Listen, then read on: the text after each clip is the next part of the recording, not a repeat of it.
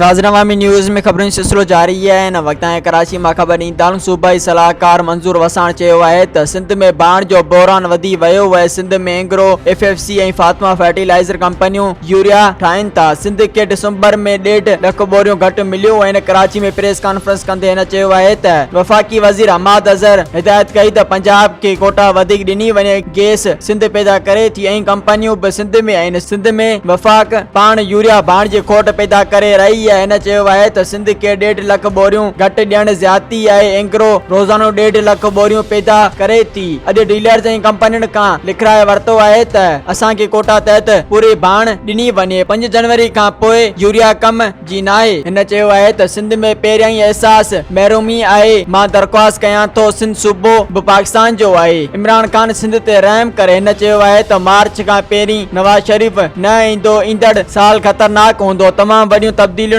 जो इम्कान है। GDA वारा इमरान खान सां गॾु अंदर हूंदा। बलाول भुट्टो ज़रदारी 2022 या 23 में वजीर आजम थियण बाद शादी कंदो। मजीद खबरों और तफसीलात के लिए विजिट करें हमारी वेबसाइट www.awamiNewsHD.com।